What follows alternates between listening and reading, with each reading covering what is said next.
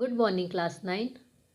We have seen up till now what is microbes, useful microorganism like lactobacilli, rhizobium, yeast, antibiotic and penicillin. These all are useful microorganism. Today in this video we are going to see harmful microorganism, that is Clostridium. Before we proceed to Clostridium, we should know what is fungi. Fungi is microscopic spore. You know the structure of fungi. This is a spore and it is attached. This is called as hyphae. These hyphae take the nutrients from the material and the spores are germinate, reproduce, isn't it? So this is fungi. Now where these fungi grow?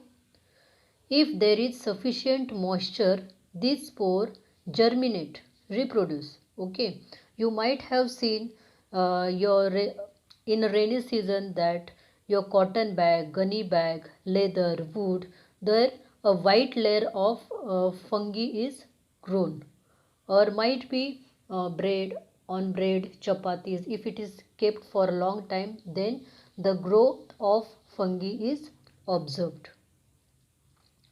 This hyphae what does? It takes the nutrient from the material where it has been grown. It takes the nutrient and make this product weaken.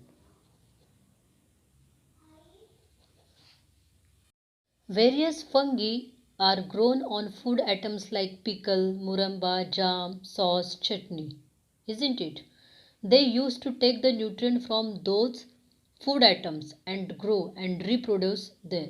Okay, so those food items become weaken and fungi release in that mycotoxin, which is a certain poisonous chemical, and make that food poisonous. So we often say that there is infection of food poisoning and all, isn't it? So that is why the food become poison. Now for what reason, in which bacteria makes that food poison? That bacteria is nothing but Clostridium. Clostridium is a bacteria which spoil cooked food, are called as Clostridium. See, generally we say that the cooked food kill all the bacteria, or whenever we boil water and all, the bacteria are killed. But the organism, microorganism like Clostridium is such a kind of bacteria which grow on cooked food. Now, out of 100 species, there are some free living bacteria present in soil and some are living in alimentary canal of human and other animals also. The shape of that Clostridium is rod shape.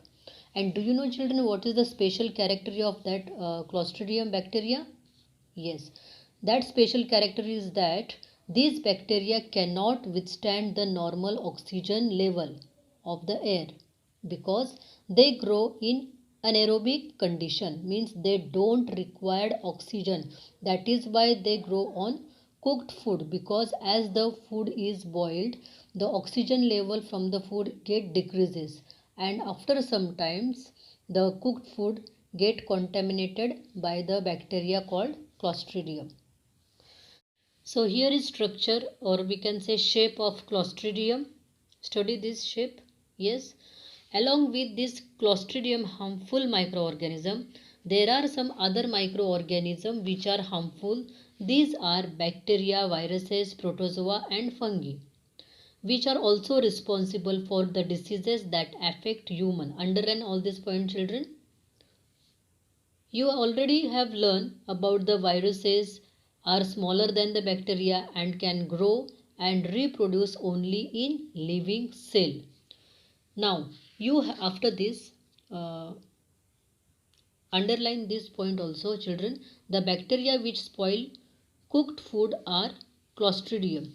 These bacteria are rod-shaped and produce bottle-shaped endosperm in adverse condition.